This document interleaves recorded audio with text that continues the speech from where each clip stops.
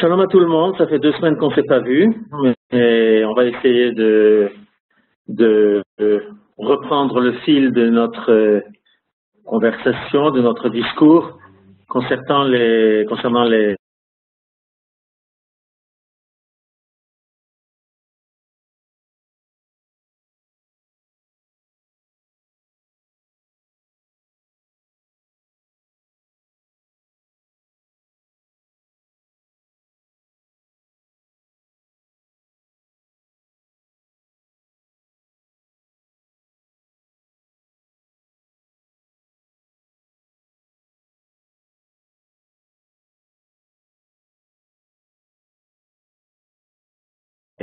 quelque chose que l'on ne voit pas, mais on a inventé des dispositifs visibles pour nous permettre de mesurer. Mais en réalité, on ne mesure pas le temps, on mesure des changements dans le temps.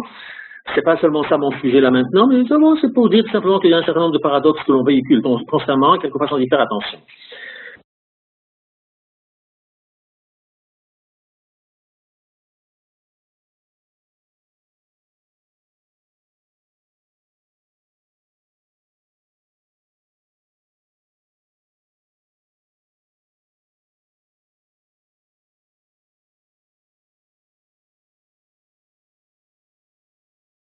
On aura probablement l'occasion de retrouver plus tard, c'est ce que l'on appelle la suite de Fibonacci. Si vous vous souvenez, on avait parlé de cette suite de lapins. On avait un couple de lapins au mois de janvier qui ont engendré un autre couple de lapins qui est né au mois de février. Donc en février, on avait un couple déjà fertile et un couple qui vient de naître. Et puis au mois de mars, on avait un couple fertile depuis toujours, un couple qui vient de naître, et puis celui qui est né en février qui devient fertile, et ainsi de suite. On avait comme ça construit un diagramme en forme d'arbre inversé. Et puis on avait regardé notre arbre de l'autre côté, à droite, sur le dessin, où on voit les branches qui se développent petit à petit, qui se séparent du tronc, et on avait comme ça le même nombre de branches à chaque étape que l'on avait de couples de lapins dans le diagramme de gauche. Alors à l'époque, on représentait par cela des suites de Fibonacci, on avait parlé un peu de nombre d'or, on avait parlé de critères esthétiques et autres. Là, je voudrais voir autre chose.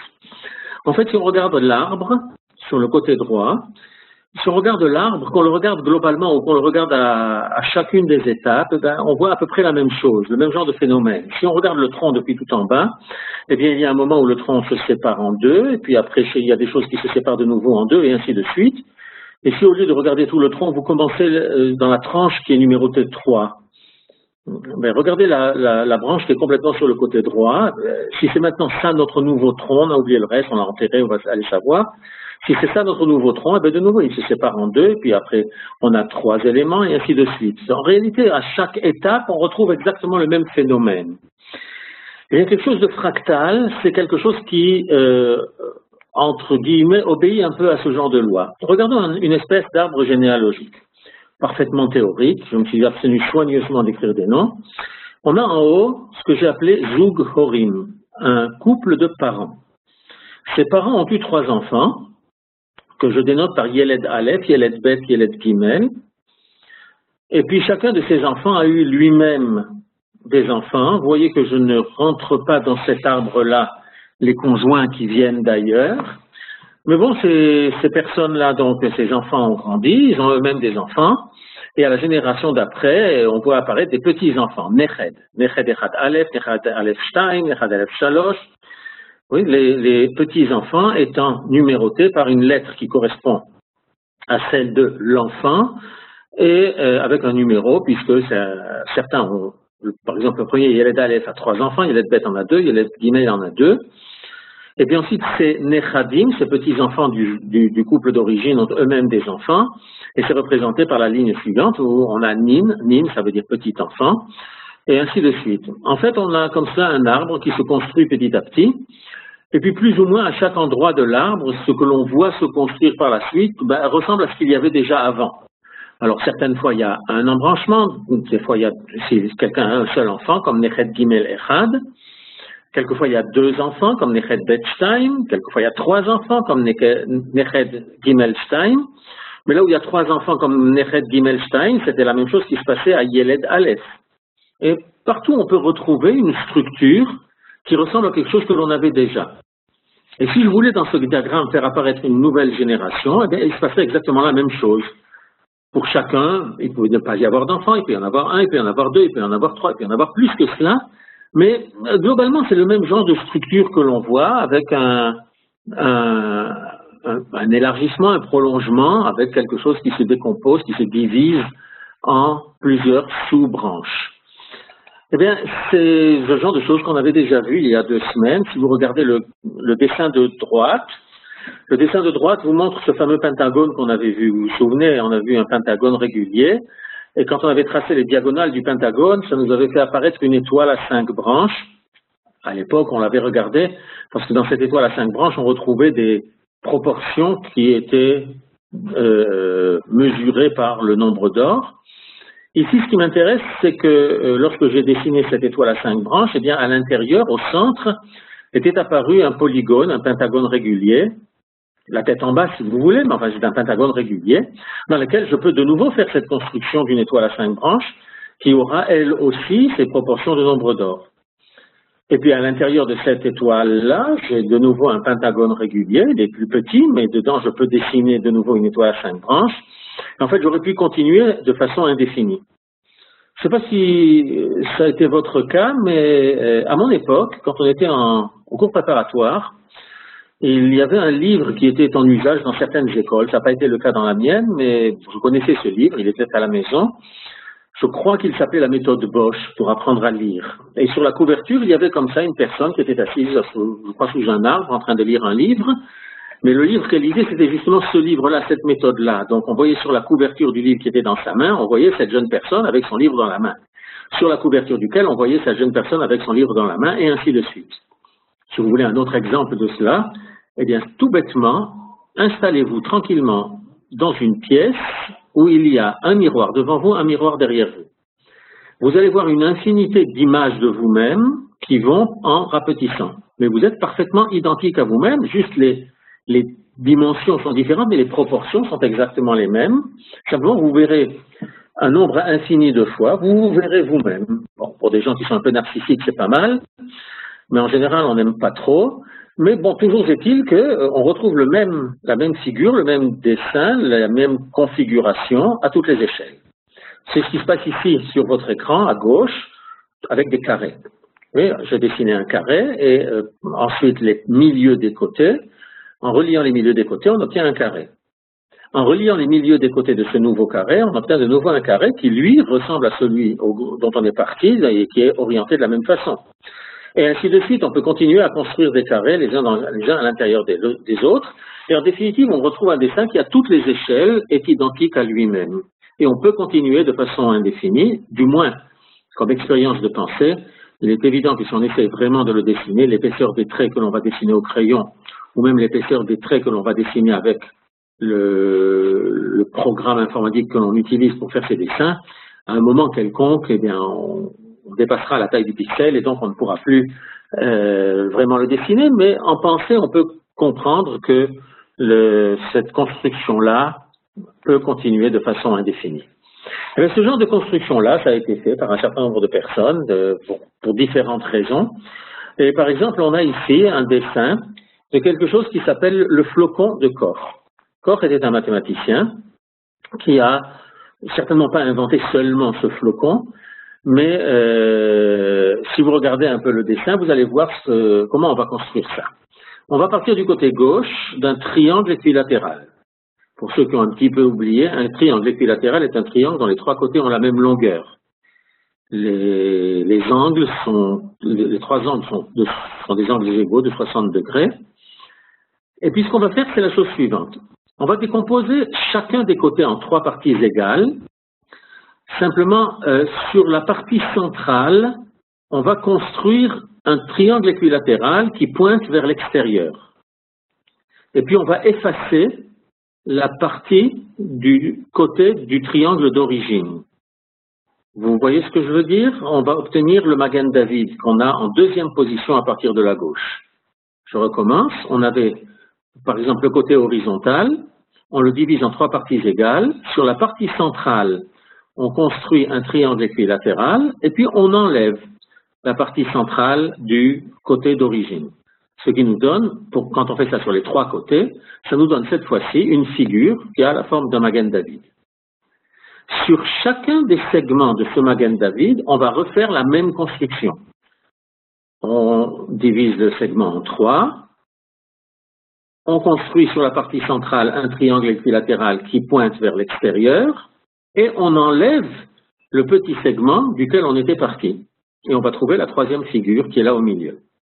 En continuant cela sur ces côtés qui sont obtenus, qui sont à chaque fois un petit peu plus petits, on va obtenir les deux figures qui sont là, la quatrième depuis la gauche et la dernière complètement à droite.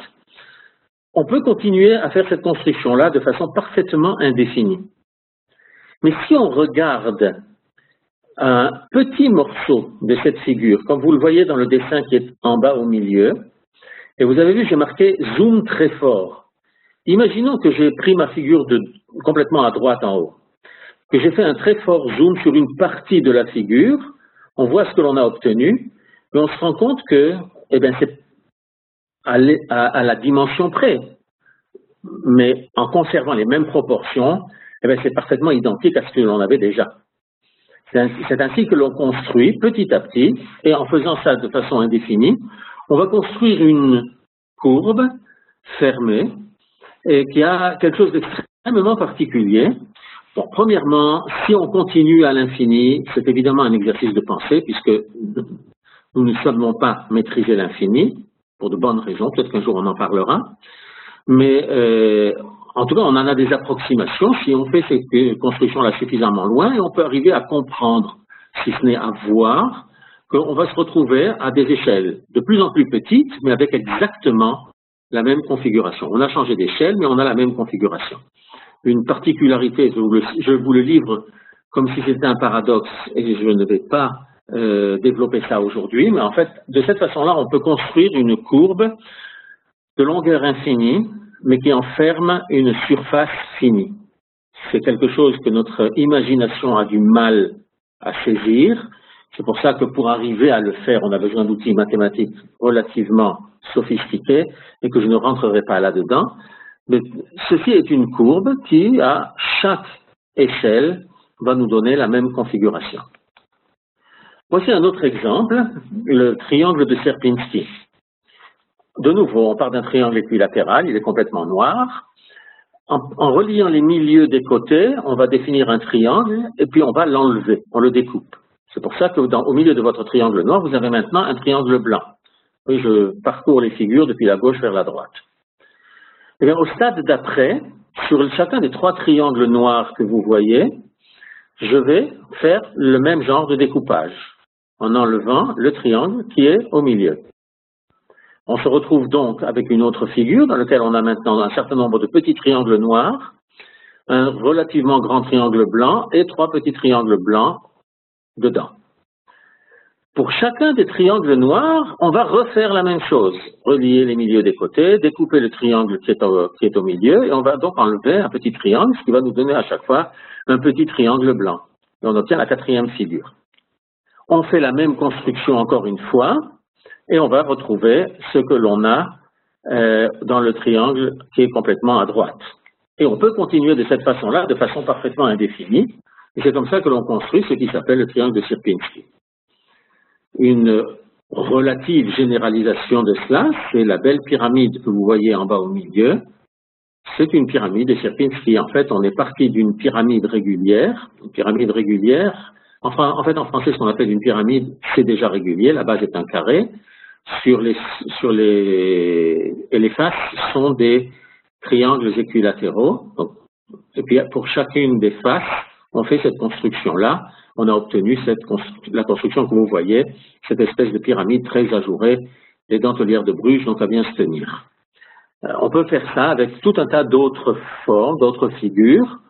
Tout simplement, ce que l'on va obtenir, c'est ce que l'on appelle un objet fractal. On en verra d'autres par la suite.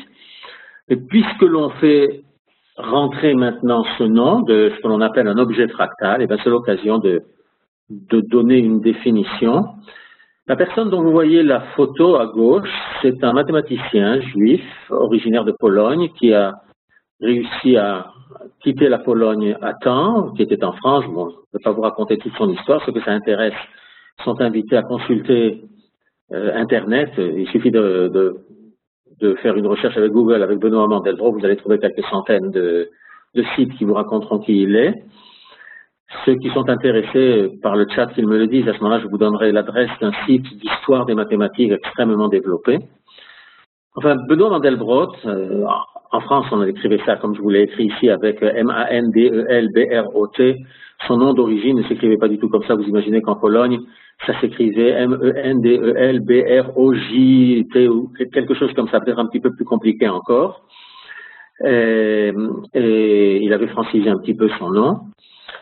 Et c'est lui qui a inventé cette notion d'objet fractal dans les années 1960. Par la suite, il a assis la théorie de façon solide.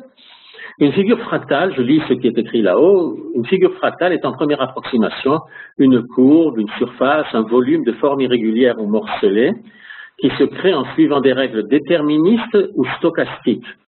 Alors le mot déterministe, je suis sûr que tout le monde le comprend. Stochastique, je suis à peu près persuadé que peu de gens le comprennent. Ça veut dire que ce sont des phénomènes aléatoires, des phénomènes pour lesquels... Un phénomène déterministe est un phénomène dans lequel nous savons que d'une cause bien précise, nous saurons définir quelles en sont les conséquences. Un phénomène stochastique, c'est quelque chose dans lequel on n'a pas cette maîtrise-là. Et ça implique une homothétie interne, ça veut dire que si on fait une réduction d'échelle, on va retrouver la même chose. Ça, c'est une définition relativement intuitive, pas tellement pour tout le monde, si jamais on n'est pas un mathématicien habitué à ce genre de langage-là, alors c'est certainement pas intuitif. Une définition plus intuitive, c'est ce qui est écrit après. En d'autres termes, un objet fractal est un objet semblable à lui-même à toute échelle de grandeur. Le terme fractal est un terme qui a été créé par Benoît Mandelbrot et qui provient de la racine latine fractus, qui signifie briser, irrégulier, c'est ce qui a donné le mot fraction, fracture. Et donc, on en est bien là, une fractale désigne des objets dont la structure est invariante par changement d'échelle. Il y a une théorie mathématique très développée avec des formules, mais vous avez certainement rencontré des fractales assez souvent dans votre existence parce que elles ont une beauté assez grande et que ça a été utilisé pour tout un tas d'applications, que ce soit des tableaux que l'on accroche au mur, que ce soit des tissus imprimés, que ce soit des poteries. Ces images-là peuvent être reproduites et on obtient des choses qui sont très belles. Des ensembles parmi les plus connus sont ceux que je vous montre là. Un ensemble de Julia. Julia était un mathématicien français. Et un ensemble de Mandelbrot. Ils sont obtenus par certaines formules mathématiques, pas exactement les mêmes. C'est pour ça qu'on leur donnait ces noms-là. Mais il existe tout un tas d'autres fractales. Si vous cherchez avec Google, et que vous cherchez, simplement vous introduisez le mot fractal et vous demandez qu'il vous montre des images, vous en verrez quelques centaines. À gauche, vous avez de nouveau une image d'un ensemble de Mandelbrot. C'est une image très très connue. En plus, on pourrait faire un test à la Rorschach en demandant aux gens qu'est-ce que vous voyez. Et certains pourraient se dire que ce qu'ils voient, ce sont des boules qui peut-être sont chargées d'énergie et on voit des espèces d'éclairs qui en sortent. Bon, chacun voit ce qu'il a envie de voir dans ce genre de dessin-là. À droite, c'est un dessin qui semble plus fruste, beaucoup moins bien défini. En fait, c'est un résultat qui avait été obtenu par une imprimante, le genre d'imprimante qu'on avait avant quand on voulait dessiner, on faisait ça en posant des lettres un petit peu partout.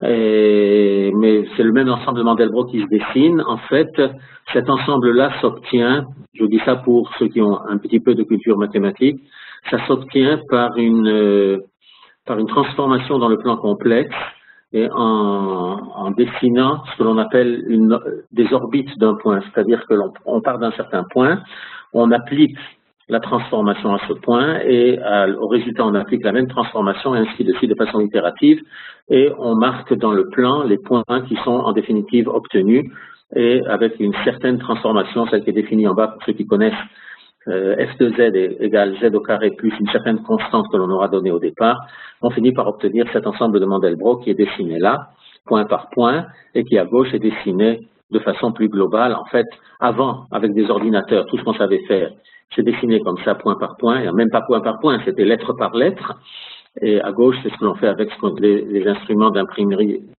informatique que l'on a aujourd'hui, avec des plotters, des objets comme ça qui permettent à tous les profanes et à tous les béotiens comme moi de faire d'excellents dessins. Vous voyez l'ensemble de Mandelbrot que je vous ai montré dans l'image précédente, et à chaque fois, si on regarde de plus en plus à l'intérieur, en prenant un petit morceau, on agrandit, on se rend compte que ce que l'on voit, c'est à chaque changement d'échelle, on voit exactement la même chose. C'est donc bien un objet fractal. Voilà un objet fractal dans l'espace de dimension 3, que l'on appelle l'éponge de Menger, et qu'on obtient de la même façon que j'avais obtenu tout à l'heure le triangle ou la pyramide de Sierpinski. Là, on part d'un cube, on enlève certains petits cubes qui sont au milieu des faces, puis on enlève les petits cubes qui sont au milieu disons que dans le deuxième, à partir de la gauche, on peut diviser chaque partie du cube en petits cubes, comme ça, 3 dans chaque rangée, ou 3 dans chaque hauteur, et puis on peut enlever de là-dedans des petits cubes, et on continue ainsi de suite à enlever, je suis allé un petit peu trop vite, on peut continuer à enlever des petits morceaux, et on peut continuer indéfiniment, exactement de la même façon qu'on a fait avec les autres. Ce continuer indéfiniment est un problème de pensée, puisque, une nouvelle fois, la vie humaine étant finie, on s'arrête à 120 ans, on ne peut certainement rien faire indéfiniment, mais notre pensée est capable de conceptualiser des objets de ce genre-là, et les formules mathématiques qui sont cachées là derrière permettent un petit peu de les maîtriser. Et de nouveau, on se retrouve avec des objets en dimension 3 qui sont de bonnes approximations qui nous permettent de deviner ce que ça peut être un objet fractal. Et on va retrouver ces objets-là, même en approximation quelquefois grossière, mais dans énormément de domaines. Voici quelques-uns de ces domaines-là. On peut rencontrer des objets fractales, pas très bien définis. Donc nous allons retrouver des fractales, c'est plus facile de le dire comme cela, en biologie. On va voir, après on verra quelques images, en répartition des structures de plantes, de bactéries, de feuilles. On peut retrouver ça en géologie, avec des formes de relief, de côtes, de structures de roches. On retrouve ça en paléontologie. Ça, c'est déjà un objet un petit peu plus abstrait, c'est une loi d'apparition et d'extinction des espèces. Oui, il y a des espèces qui sont apparues, les dinosaures, et puis un beau jour ont disparu. Il y a d'autres espèces qui sont apparues plus tard. Ne me demandez pas aujourd'hui, maintenant, de vous parler du lien qu'il peut y avoir entre la chronologie telle que nous l'enseignent les biologistes, les paléontologistes et les physiciens, les astrophysiciens et autres, et la chronologie telle que nous est enseignée dans la Torah. Je ne veux pas rentrer dans ce sujet-là, en tout cas pas ce soir. Et toujours est-il que là, je vous présente la façon dont les scientifiques de ces domaines-là en parlent. Et puis, de toute façon, nous sommes en train d'assister à des extinctions d'espèces assez importantes. Le dernier rhinocéros blanc vit aujourd'hui. Apparemment, suivant les moyennes, il en a encore pour 2 ans. On essaye de le cloner. Mais c'est encore une espèce qui va disparaître, comme les moas ont disparu. Moa, ceux qui ne savent pas, c'est quelque chose. C'était un oiseau de la famille des autruches. Et ce sont des espèces qui ont disparu à notre époque, plus ou moins. On retrouve ça en morphologie animale, dans les structures d'invertébrés, les plumes d'oiseaux, en médecine, avec structure des poumons, battements de cœur, et ainsi de suite. En météorologie, on va le retrouver. En fait, dans les autres domaines que je vous indique ici, comme la vulcanologie, l'astronomie, les sciences humaines, ça c'est déjà un petit peu plus proche de nous pour certains, les structures urbaines ou des évolutions démographiques. De nouveau, structure urbaine, on va la voir. Une évolution démographique, ça va nécessiter des graphiques qui auront ce genre de structure-là. Et puis on retrouve ça aussi en économie et en finance. On peut se demander souvent comment font des gens pour deviner quelle va être l'évolution du cours de la bourse ou du cours d'une certaine action ou autre. En fait, ils utilisent des outils mathématiques extrêmement sophistiqués qui sont basés sur des structures fractales. On va retrouver ça en électronique et on va retrouver ça dans les arts, en particulier dans les arts graphiques, comme on avait déjà pu le voir dans une précédente diapositive. Voilà par exemple en biologie. À gauche, vous avez une image d'une fougère. Vous êtes certainement déjà promené dans des forêts, dans les Alpes, dans les Vosges, ou autres, et vous avez rencontré des fougères. Eh bien, vous avez la grande feuille de fougère qui est composée de petites feuilles, et chacune des petites feuilles est composée de feuilles encore plus petites, et ainsi de suite. En fait, là on a seulement 3 à 4 étapes, mais elles ont toutes la même apparence, avec simplement un changement d'échelle. Au milieu, en bas, vous avez un chou-fleur, ça j'imagine que tout le monde a rencontré ça dans sa cuisine. C'est aussi une structure fractale, et chacune des fleurs représente à elle toute seule l'ensemble du chou-fleur, et on peut décomposer chacune des fleurs en petites sous-fleurs, disons, sans faire de mauvais jeu de mots, et ça peut continuer de la même façon. Au-dessus, vous avez une autre forme de chou qui s'appelle le chou romanesco. Je reconnais que je ne l'ai pas tellement rencontré au marché. Regardez en haut à droite, ce sont des plantes grasses, des cactées, qui ont aussi une structure fractale. Tout ça sont des parties d'une même fleur. Ce n'est pas plusieurs fleurs qu'on a mises les unes à côté des autres et qu'on a empilées. C'est une seule fleur qui est composée de sous-fleurs qui ont la même structure que les petites et grandes. Vous allez retrouver ça dans la fleur de tournesol. On en reparlera. On en a parlé la dernière fois, mais on aura l'occasion d'en reparler. Et vous avez cela aussi avec la détail d'une nervure d'une feuille. De nouveau, c'est le même phénomène qu'avec les branches de l'arbre, où à chaque embranchement, on a un phénomène qui ressemble au phénomène que l'on avait avant. En géologie, on a cela à plusieurs échelles de grandeur. Regardez, à gauche, on a un conglomérat. C'est quelque chose qui est relativement à notre échelle humaine. Oui, ce sont des pierres qui sont incluses dans un certain substrat. Et peu importe où on regarde et à quelle échelle, on va retrouver le même genre de structure. À droite, vous avez une roche sédimentaire. Donc, elle est composée de différentes strates, et puis par la force des mouvements de la Terre, et ce qu'on avait un jour, on en avait parlé un petit peu une fois des mouvements des plaques tectoniques et ainsi de suite. Enfin, suite à un certain nombre de pressions, ces roches se sont déformées, on obtient ces jolies formes que l'on peut voir. D'ailleurs, si vous avez l'occasion, je vous invite à venir à Eilat. Vous verrez ça avec de belles couleurs. Cette image ne vient pas d'Eilat, mais tout le monde connaît ces petites bouteilles avec du sable de différentes couleurs. Alors, laissez tomber les petites bouteilles, montez dans les montagnes derrière Eilat, vous aurez l'occasion de voir affleurer des strates de ce genre-là avec toutes les couleurs que vous avez là-bas dans les petites bouteilles, et c'est nettement plus beau parce que c'est nettement plus grand et nettement plus impressionnant. En bas à gauche, c'est un terrain qui est un terrain plus ou moins argileux qui s'est desséché. L'eau est partie, le terrain s'est desséché, la partie inférieure du terrain, celle qu'on ne voit pas, est encore humide, elle sert de substrat à la partie supérieure qui a commencé à sécher, donc à se contracter et à se craqueler. On va retrouver ce même genre de forme. Et le désert que l'on a en vue d'avion sur la partie droite aussi nous montre un peu ce genre d'approximation de forme fractale. On va retrouver ça à l'intérieur des roches elles-mêmes, avec différentes formes de roches, des granites ou la plupart des roches qui sont présentées ici sont des roches de la famille des granites, le granit lui-même ou le granodiorite ou la diorite ou autre, ça dépend des compositions qui sont là-dedans. Et une qui est particulièrement belle, c'est la diorite orbiculaire de Corse, avec ses formes plus ou moins circulaires qu'il y a là-dedans. On a là de très belles approximations de fractales. On a ça aussi avec des structures de côte. Alors, en France, ce que l'on présente le plus, c'est la côte de la Bretagne. Et vous voyez une fabrication, entre guillemets, la construction d'une fractale qui s'approche fortement de la côte de Bretagne quand on part du polygone en rouge, qui est sur le dessin complètement à gauche, et que petit à petit, on divise les côtés un peu de la même façon qu'on avait fait pour le flocon de corps. Et en fait, vu de haut, on a effectivement une impression que la côte a une structure fractale. En bas à gauche, on a fait ça avec les côtes de Grande-Bretagne, c'est le même genre de phénomène. En haut à droite, vous avez une carte, cette fois-ci c'est une carte physique de la Bretagne qui donne une modélisation aussi du relief.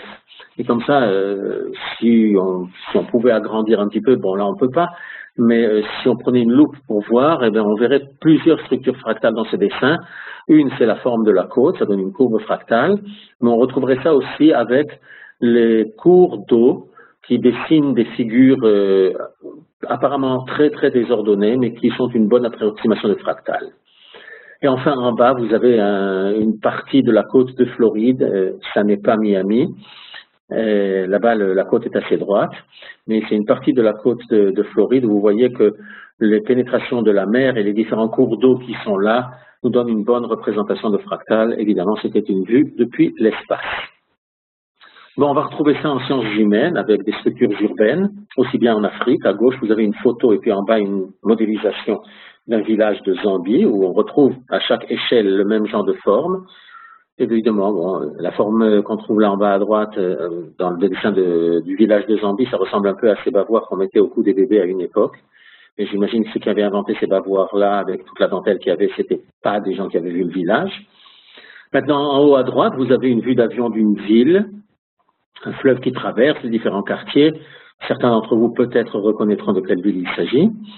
Et effectivement, si on regarde à chaque échelle avec les entrelacs de rues, eh bien, on va retrouver ce même genre de forme, et c'est ce qu'on voit avec cette vue des Pays-Bas par le satellite Envisat. Si on faisait, vous avez certainement vu ça à la télé, quand on essaye de se rapprocher de plus en plus, on vient depuis en haut, on se rapproche, donc les échelles de grandeur grandissent effectivement, mais on voit toujours le même genre de modèle. On va retrouver ça en médecine. À gauche, ben, vous avez une espèce de modélisation de la trachée artère qui se sépare en bronches et en bronchioles et ainsi de suite. Et ça se sépare plusieurs fois. En fait, c'est le genre de structure que l'on a à l'intérieur des poumons. C'est une belle modélisation qui nous montre que toutes les voies respiratoires, en fait, construisent une superbe fractale à l'intérieur de notre corps. Celle de droite, je vous souhaite de ne jamais la voir autrement qu'en photo.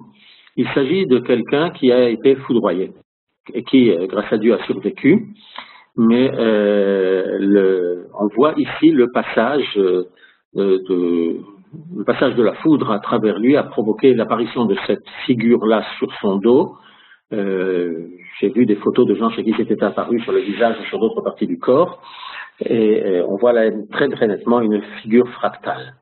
C'est pas très étonnant parce que cette figure fractale, on va la retrouver avec la foudre. Bon, nous n'avons pas tellement l'habitude de la regarder. Il faut un appareil photo très rapide pour pouvoir photographier la foudre. De nouveau, on a ça, un vortex de cyclone. Vous voyez que des formes fractales, on les a à toutes les échelles. Je vais monter un petit peu plus grand.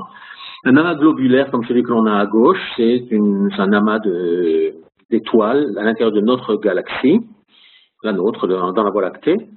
Mais si on monte un petit peu, alors on va passer en bas à gauche. Là, c'est une forme de galaxie qui ressemble un peu à la nôtre, mais celle-là, on a la chance de la voir pratiquement en face. La nôtre, on la voit sur la tranche, on a du mal à comprendre, et il a fallu beaucoup de travail pour voir que la Voie lactée avait en fait cette forme-là, seulement nous ne le voyons pas. Mais les galaxies s'organisent aussi d'une certaine façon, c'est ce que vous avez en haut à droite, et on a une espèce de structure en toile d'araignée, de galaxies, d'amas de galaxies et autres. Je ne vous dis pas combien de millions d'années-lumière ou de milliards d'années-lumière forment le côté du carré que je vous présente là en rouge, mais on voit aussi une structure du même genre, et quand on va vraiment au maximum dans une structure du cosmos tout entier, ben la carte que vous avez en bas à droite, c'est de la cartographie du rayonnement émis tout de suite après le Big Bang. Tout de suite après, ça veut dire 380 000 ans après le Big Bang, et qu'on peut encore capter aujourd'hui, et qui est une source de renseignements impressionnante sur la structure de l'univers. J'aurai l'occasion une autre fois de vous en parler. C'est une découverte qui a été faite par deux personnes, par Penzas et Wilson, deux physiciens, deux ingénieurs qui travaillaient au laboratoire Bell et qui ont découvert ce fond diffus cosmologique dans les années 60 en essayant de mettre au point une antenne de télécommunication satellite, et ils n'arrivaient pas à se débarrasser d'un certain bruit. Et ils ont tout essayé jusqu'à ce qu'ils comprennent qu'en fait, ce qu'ils captaient, c'était pas des problèmes de parasites ou des problèmes de l'antenne elle-même, mais c'était le fond diffus cosmologique que la théorie avait prévu, et que c'était ça qu'ils avaient capté. Ils ont d'ailleurs eu le droit au prix Nobel. Pour la petite histoire, Penzias est un scientifique juif. Ils sont vivants tous les deux de nos jours, et on espère qu'ils le resteront longtemps. Et puis on rencontre ça dans les arts plastiques à tous les niveaux. En bas, au milieu, c'est un tableau des chairs. En haut, à droite et à gauche, ce sont des tuniques. Si vous vous souvenez un petit peu de l'époque où nous étions des hippies, c'est le genre de tunique que nous portions. Oui, ça nous rappellera le bon vieux temps de Woodstock et de l'île de White. Et on retrouve ça donc très très souvent, et on retrouve encore ce genre de vêtements-là dans certains magasins. En bas à droite, ce sont des dessins sur des tissus imprimés à Madras, des dessins du tissu indien. On retrouve le même genre de forme. C'est probablement cette espèce de forme que l'on avait en premier rencontrée à l'époque dans des tissus qu'on utilisait pour s'habiller. Bon, alors maintenant que je vous ai raconté un peu tout ça sur des fractales, ça a pris un petit peu de temps, mais on s'est bien imprégné de la beauté de ces fractales-là, on les a vus, on les a commentés, on les a comparés pour bien les voir et pour bien les comprendre. Et bon, on va maintenant parler d'autre chose. Brusquement, vous vous retrouvez face à un écran qui vous parle des sons du chauffard à Rosh Hashanah. Ah, c'est un petit peu curieux. Pourquoi est-ce que ça débarque après tout cela? Eh bien, on va voir. La Mishnah dans Masechet Rosh Hashanah nous dit que Seder Atkiyot Shalosh Shel Shalosh Shalosh. Très difficile à traduire pour nous dire que les tkiyot, les sons que l'on doit sonner, qu'on doit entendre à Rosh Hashanah, eh bien, enfin, ça vient par des triplettes. on va avoir, on nous dit que Shi'ur Tekiya Keshalosh Truot, c'est que la mesure, la longueur de ce qu'on appelle Tekiya, c'est comme 3 Truot, et la mesure d'une Troa, c'est comme 3 pleurs, cris, sanglots. En fait, on a des sons qui s'appellent Tekiya, un qui s'appelle Shvarim, et un qui s'appelle Troa, Alors on va avoir un certain nombre de sons à entendre à Rosh Hashanah. Le minimum, c'est d'entendre 3 fois Tekiya, Shvarim, Tekiya, ou enfin quelque chose au milieu qui est ou bien Shvarim, ou bien Troa, ou bien les deux, Shvarim, Troa. C'est lié à des questions de halakha, telles que c'est décrit dans la Gemara ou par le Rambam, dans lesquelles on doit avoir, ce qui est important, c'est d'entendre Troa, parce que Rosh Hashanah est décrit comme Yom Teruah, le jour de la Teruah. Mais le Rambam nous dit qu'avec l'oppression des Goïm qui étaient là, qui avaient occupé le pays et autres, on a fini par oublier ce qui était vraiment Troua. Est-ce que c'est la Teruah que nous connaissons aujourd'hui, ou est-ce que c'est Shvarim, ou bien c'est les deux,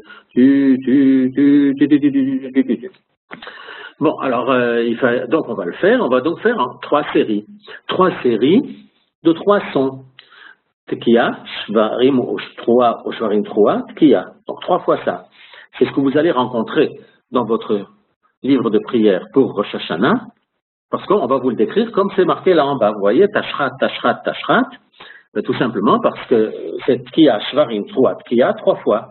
Et puis après 3 fois, Tekiya, Shvarim, Tekiya, et après 3 fois, Tekiya, Troa, Tekiya. Bon, alors on a des triplets. Le Shin et le reste pour Shvarim, Troa, de toute façon, c'est considéré comme un seul son. Et on a donc 3 triplets parfaitement identiques de sons. Qu'est-ce qu'ils viennent nous dire? Eh bien, un de nos grands sages, le Harizal, vient nous expliquer que, en fait, chacun des sons correspond à quelque chose de bien particulier, à une des midot d'Akadosh Baruch Hu. Et dans la prière que dit le Tokea, celui qui va sonner, dans une des tfilotes qu'il dit avant de sonner, il demande à Akadosh Baruch Hu, Uzchor lanu zchut avotenu, veyu hayom chakukim bekis'acha Avraham barosh Yaakov mineged Yitzchak benetaim. Et il demande que, souviens-toi du mérite de nos patriarches, et on aura Avraham en tête, Yaakov de l'autre côté, et Yitzchak entre eux. D'accord, mais qu'est-ce que ça veut dire, ce Avraham en tête, Yaakov de l'autre côté, et Yitzchak entre eux? Ils sont tous les 3 enterrés à Meharat à Marpella, et on ne voit pas très bien ce que ça veut dire de cette façon-là. Ils sont, en tout cas, leurs tombes ne sont pas rangées comme ça. Et bien, tout simplement, c'est que dans le langage du Zohar, Avraham, c'est le nom que l'on donne à Midat HaChesed. Et Yaakov, c'est le nom qu'on donne à Midat HaTiferet. Et Yitzchak, c'est le nom que le Zohar donne à Midat HaDin ou à Midat HaGvura. Chesed, la bonté, Tiferet, l'harmonie, Gvura, la force, la courage, c'est le Din aussi. Et en fait, vous regardez en bas, ça a été pris d'un marzor très connu, le marzor Zachor et Avraham, que les communautés sfaradiotes utilisent à Rosh Hashanah. Et on voit marqué Tekiya, et au-dessus, il y a marqué Avraham Chesed. Shvarim, il y a marqué Yitzchak Gvura. Tekiya, il y a marqué Yaakov, Tav, Tav, ça veut dire Tiferet. Et on a cette structure-là pour chacun des triplets. On va donc avoir une Tekiya au début, une Tekiya à la fin, qui entoure Shvarim au Troa, quelque chose qui est au milieu. Mais ce qui est au début exprime Midat HaChesed, ce qui est à la fin exprime Midat HaTiferet, et ce qui est au milieu exprime Midat HaGvura. Cette structure de triplet, eh bien, on va la rencontrer maintenant dans un nombre considérable d'occurrences. La Mishnah dans Rosh Hashanah dit, et là on va parler de Moussaf de Rosh Hashanah, En pochati me'asara malchuyot me'asara zichronot me'asara shofarot. Rabbi Yochanan ben Nouri Omer, la Mishnah dit, on ne va pas dire moins de 10 versets dans la partie qui s'appelle Malchuyot et moins de 10 versets dans la partie qui s'appelle Zichronot et moins de 10 dans la partie qui s'appelle Shofarot. Et Rabbi Yochanan ben Nouri dit, Im amar shalosh shalosh mikulan yatsa. On doit dire 3 de chaque. 3 de chaque quoi? Ça n'est pas très simple. Alors, probablement 3 versets dans les Malchuyot, 3 dans les Zichronot et 3 dans les Shofarot. Alors, on a, dans la Amida de Rosh Hashanah, il y a les 3 premières bénédictions, les 3 dernières bénédictions comme toujours. Et puis on en a 3 au milieu, alors que les Shabbats, les jours de fête, il n'y en a en général qu'une seule au milieu. Là, il y en a 3. Une qui s'appelle Malchuyot, une qui s'appelle Zichronot et une qui s'appelle Shofarot. Et à l'intérieur de chacune, on va dire 3 versets de Torah, 3 versets des ce qu'on appelle Ktuvim, hagiographes, et 3 versets des prophètes, Nevi'im. Dans cet ordre-là. C'est quelque chose de très particulier, puisque d'habitude, la Bible, le Tanakh, c'est Torah, Nevi'im, Ktuvim. Or là, on va le dire en changeant l'ordre des 2 derniers. On va dire Torah, Ktuvim, Nevi'im. Ça aussi, ça a une raison, et il va falloir essayer de le comprendre. Alors, comment ça se présente? Eh bien, ça se présente de la façon suivante. Malchuyot, ça correspond à Midat HaChesed. Ce que l'on évoque dans cette partie-là, c'est le royaume de Dieu. C'est, on va dire, tout un tas de versets, je vais vous le montrer juste après, on va dire tout un tas de versets qui parlent de l'apparition de Dieu comme roi sur le monde. Et cette apparition-là, exactement comme pour la création du monde, elle provient de Midat HaChesed. Elle provient de la bonté de Dieu, c'est un don parfaitement gratuit et total. Zichronot, c'est là qu'on va rappeler le fait que Dieu se souvient de nous et qu'il s'est souvenu de Noé dans l'arche, et qu'il s'est souvenu de nos ancêtres en Égypte. En gros, quoi, qu'il s'est souvenu à chaque fois qu'il y a eu une crise, c'est-à-dire que Zichronot vient nous parler des crises, des problèmes et autres. Gvura. Et Shofarot vient nous parler du don de la Torah au mont Sinaï et de la Géoula Shlema, quand tous les peuples vont pouvoir venir se réfugier sous les ailes du peuple juif pour apprendre la Torah, quand on va voir tous les exilés rentrer, c'est en fait Midat HaTiferet, c'est cette harmonie qui va venir se répandre dans le monde. Chesed au début, Malchuyot, Rachamim à la fin, Shofarot, et au milieu, Gvura. Pourquoi est-ce que c'est au milieu? Eh bien parce que c'est la structure que l'on avait vue, Avraham au début, Yaakov à la fin, et Yitzhak au milieu. Le monde est construit comme cela. La création du monde, Boré, le créateur, c'est quelqu'un qui donne. C'est parfaitement gratuit. Il n'y avait personne pour mériter quoi que ce soit. C'est un don totalement gratuit. La création du monde provient de Chesed. La fin de l'histoire, quand on aura la Géoula Shlema, la Géoula est en route, mais elle n'est pas encore complète et il y a encore du travail à faire. On arrivera à une harmonie complète dans le monde. Mais au milieu se développe toute l'histoire du monde, toute l'histoire humaine, qui est faite de crises économiques, de crises militaires, de crises sociales et autres. Et à chaque fois, il faut, avec la Mida de Gvura, se mesurer avec la crise en question, avec le problème en question, avec la guerre en question. Et il faut surmonter l'obstacle et continuer. C'est tout l'intérieur de ce dont il est question ici. Chesed au début, un don complet par Akadosh Baruch Hu, qui fait au début, de nouveau, c'est un don complet, c'est une harmonie complète qui règne, et au milieu, toute l'histoire humaine. Et c'est ce qu'on va voir apparaître. Bon, ça fait beaucoup de versets, beaucoup de lectures là, mais très rapidement, juste pour ceux qui se souviennent un petit peu de ce dont il est question, eh bien, on va avoir 3 versets de Torah, c'est Malchuyot, 3 versets de Torah qui parlent de Dieu comme roi. Hashem imloch leolam va'ed. Dieu va régner définitivement. Vayid Yeshurun Melech. Il y aura dans Yeshurun, il y aura un roi. Mais il y a eu un roi. Yeshurun, c'est un des noms d'Israël.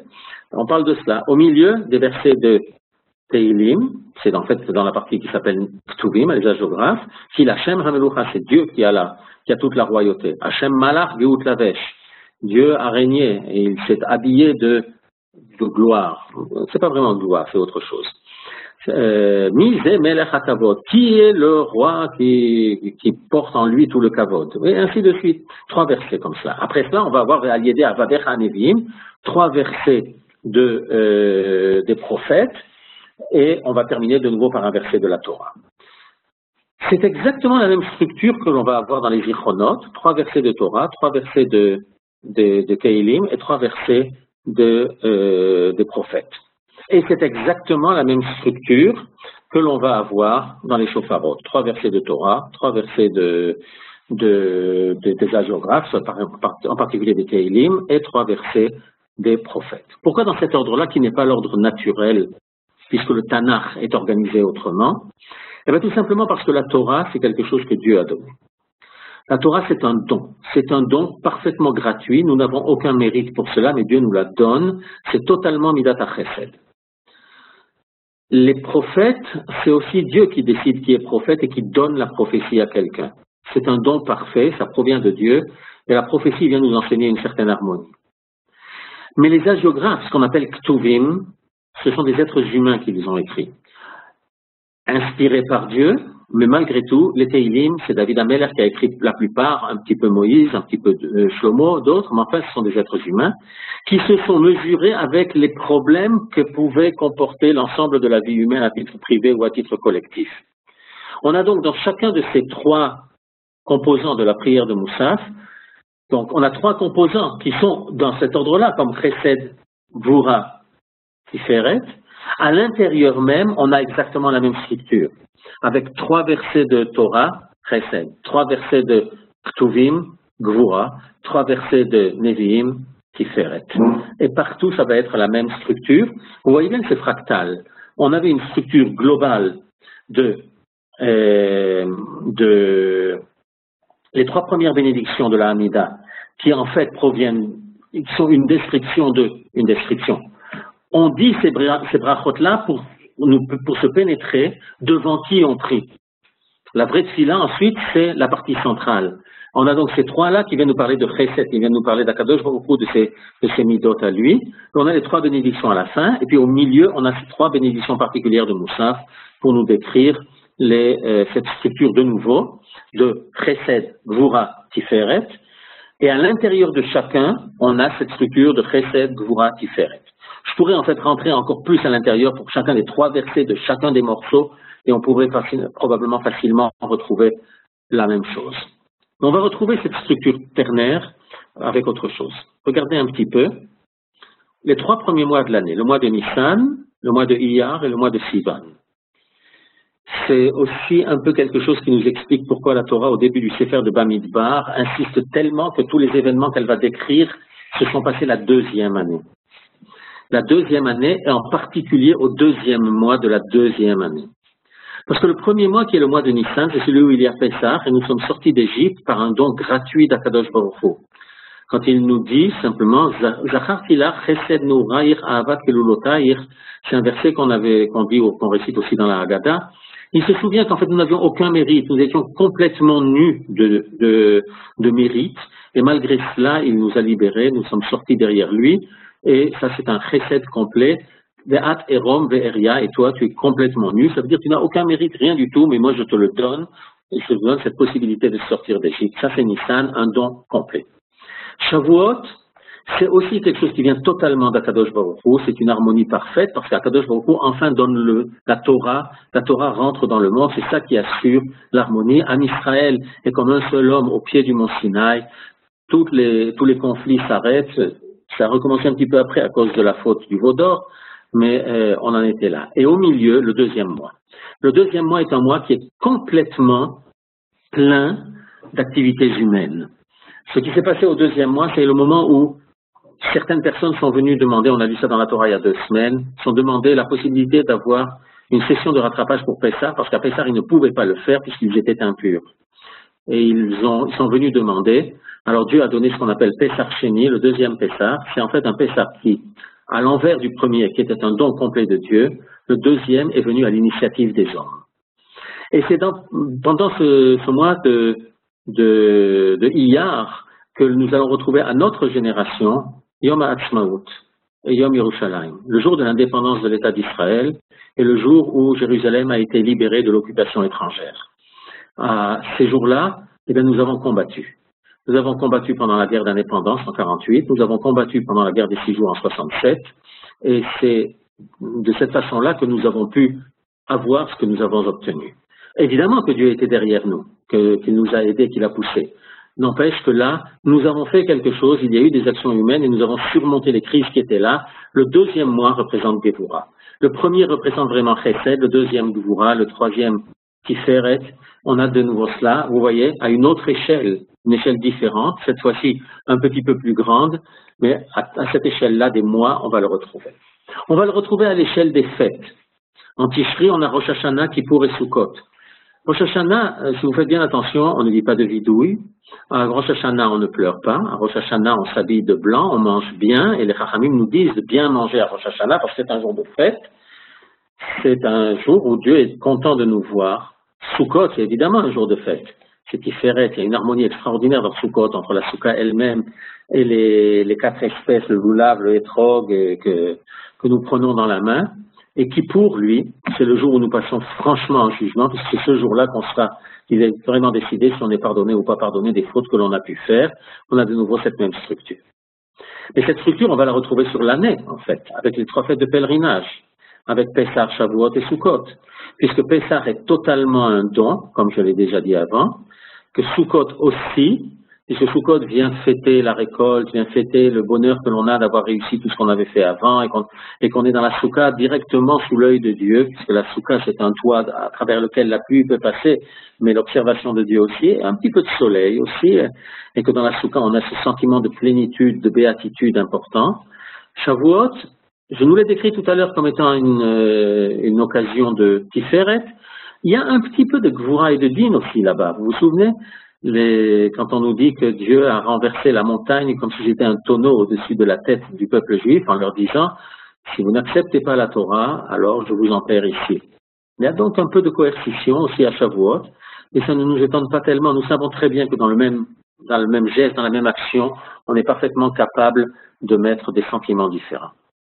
Et bien on va retrouver ça aussi avec les trois prières chaque jour, puisque Shacharit c'est Avraham, Chesed. Et c'est vrai que c'est chesed, c'est vrai que c'est un don gratuit. Nous nous sommes endormis, notre âme s'est un petit peu envolée pour aller se promener quelque part ailleurs dans le monde, et Dieu nous l'a rendu. C'est pour ça que nous commençons avec la tfila de Elohai Neshama Shinatata Di Torah. L'âme que j'ai, tu m'as donnée, elle est pure, tu l'as prise, mais tu l'as rendue.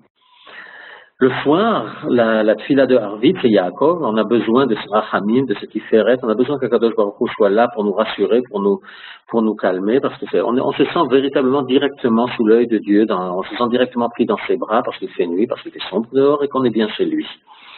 Et j'ai bien dit qu'on est bien chez lui, je n'ai pas dit que nous sommes bien chez nous. Ouais, ça c'est la prière de Harvit. Et Mincha au milieu, c'est quand on est agité avec le travail qu'on a à faire toute la journée, qu'on court dans tous les sens et autres.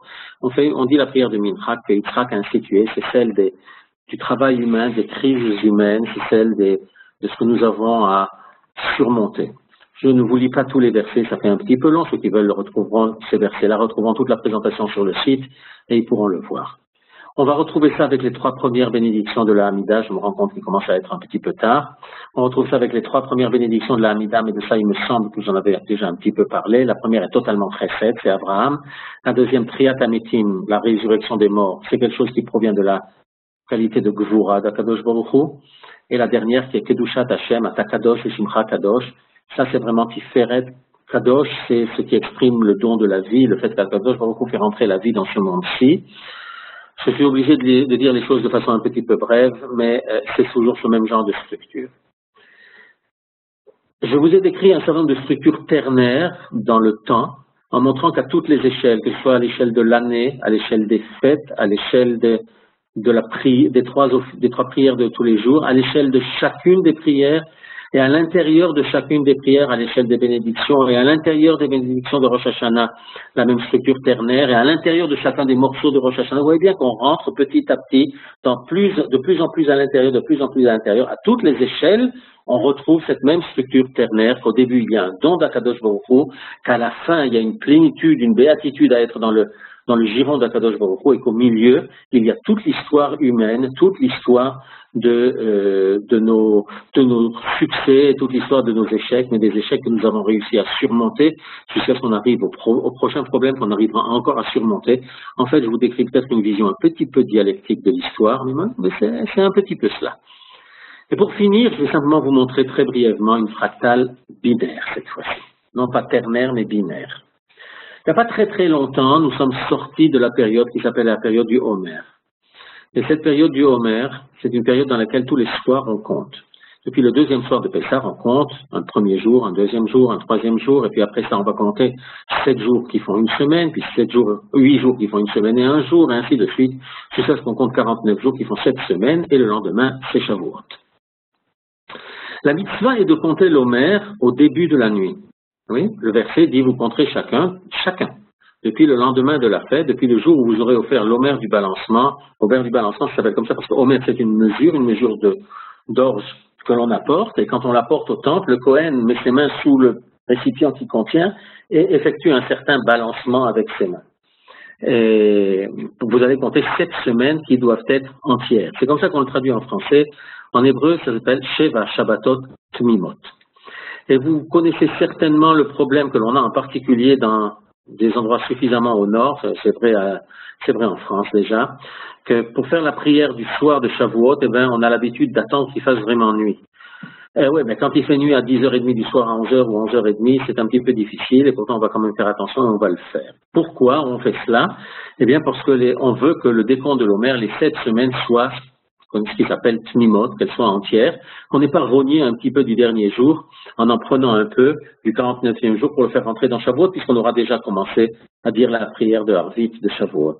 Il faut que les jours soient Tmimot, que les semaines soient Tmimot. Eh bien, on va voir qu'en fait, c'est vrai aussi au niveau des jours. Simplement, au niveau des jours, c'est exprimé autrement. Le Shulchan Aruch dit, la mitzvah est de compter immédiatement au début de la nuit. Pourquoi? Eh bien, tout simplement parce que si on compte un petit peu plus tard, supposons qu'il fasse nuit à 8 heures du soir et qu'on compte à 10 heures, eh bien, les 2 premières heures de la journée, on ne les aura pas comptées. On les aura raccrochées au jour d'avant, mais on n'aura tout simplement pas compté puisqu'elles n'appartiennent pas au jour d'avant. Alors, c'est pas très grave. Ça n'empêche pas de compter, ça n'empêche pas de dire la bracha. Il n'en demeure pas moins que si on veut faire la mitzvah vraiment comme il faut et bien, alors on va compter au début de la nuit de façon à ce que les jours soient eux-mêmes. Vous voyez, c'est une même structure fractale. On l'a au niveau de la semaine, et on va l'avoir au niveau du jour. On veut cette plénitude constamment et à tous les niveaux. Cette façon de voir, c'est tout simplement une façon de nous dire que la présence de Dieu se manifeste dans le monde à toutes les échelles. Et on a un verset dans Tehilim, on le dit le vendredi soir dans Mizmor Shiriyom à Shabbat, Ma Rabu Ma'asecha Hashem, que tes œuvres sont grandes. Donc, quand on pense à que tes œuvres sont grandes, immédiatement, il y a des gens qui pensent aux étoiles, aux galaxies, à l'ensemble du cosmos. S'ils pensent pas si loin, alors ils vont penser au système solaire, aux planètes, à de très très grandes choses, ou alors ils vont penser aux éléphants, aux mammouths et aux rhinocéros.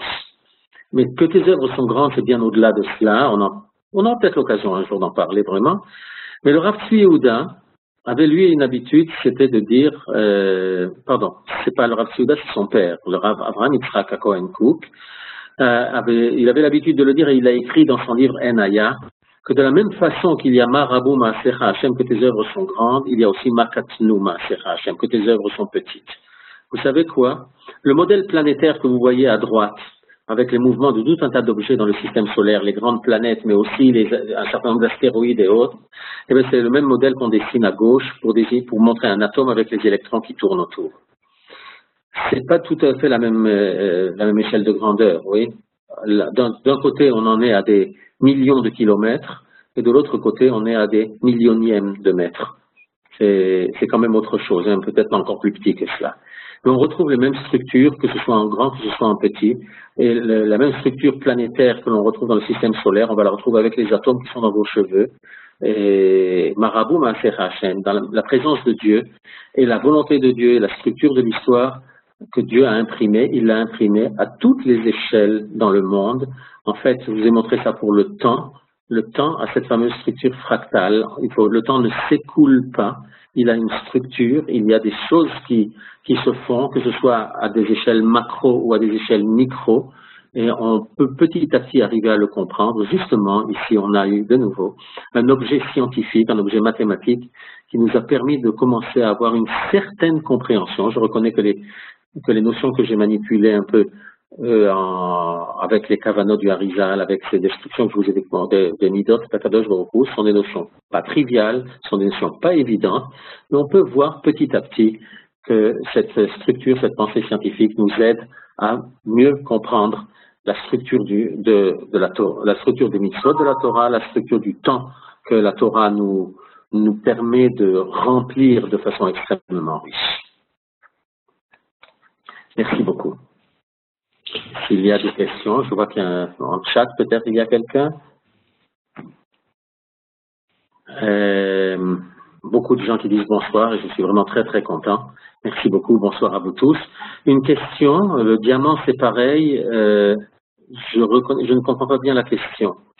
Si c'est une question de structure fractale, ben le diamant c'est un cristal. C'est un cristal qui est formé d'énormément de petits cristaux qui sont eux-mêmes, qui ont tous la même structure. Vous dire si exactement comment il est fait, je reconnais que je ne sais pas exactement comment il fait un diamant. Ce sont des atomes de carbone organisés de façon très structurée, pas comme le graphite dans lequel ils ne sont pas structurés en cristaux. Et qu'effectivement, on va retrouver, je sais qu'on va retrouver des structures à un certain nombre d'échelles différentes, et c'est le travail du diamantaire, justement, de savoir étudier le diamant avant de le tailler, de façon à pouvoir utiliser ces structures internes.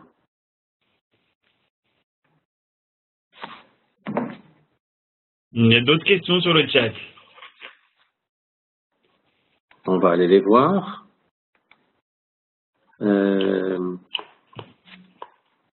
Non, je ne vois pas d'autres questions. Ok. Alors, il y a Frédéric qui nous demande, avec plaisir, il dit oui, c'était pour le site, vous avez dit qu'on peut avoir sur l'histoire des mathématiciens. Ah, le site est très facile à trouver. C'est un site qui est développé à l'université de St Andrews en Écosse. Vous cherchez simplement le site MacTutor. MacTutor. Si vous rajoutez en plus History of Mathematics, alors il monte en premier dans Google. Et là-bas, vous avez les biographies d'énormément de mathématiciens classés par ordre alphabétique, avec des photos quand il y en a, ou des portraits.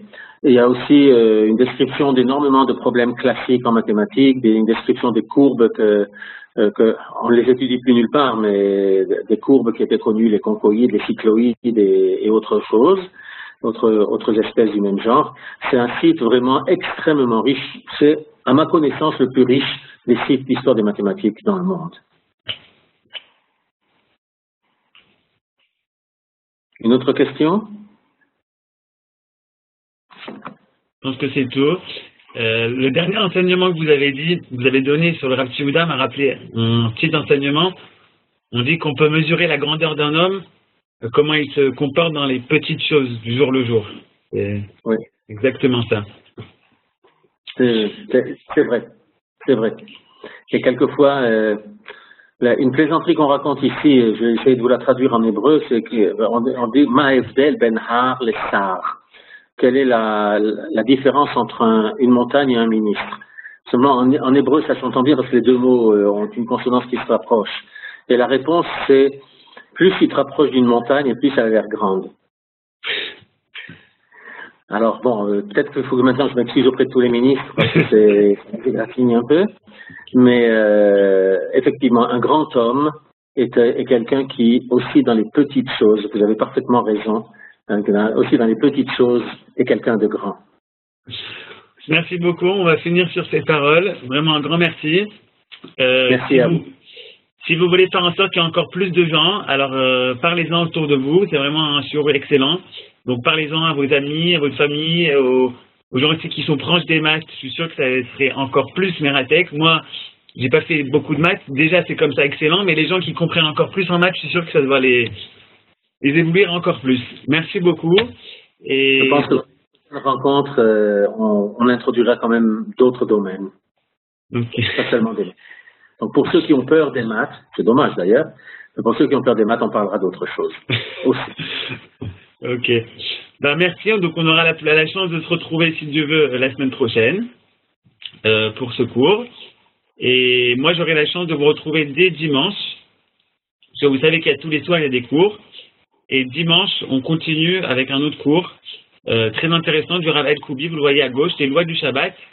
Et ce sera sur un sujet très particulier, ce sera sur les lois concernant le fait qu'on demande à un non-juif pendant le Shabbat de transgresser pour nous le Shabbat. Quelles sont les conditions qui permettent de faire ça? Voilà, merci beaucoup. Et pour encore plus de cours, rendez-vous sur lidmod.org. Les conférences sont enregistrées. Shabbat shalom à tous.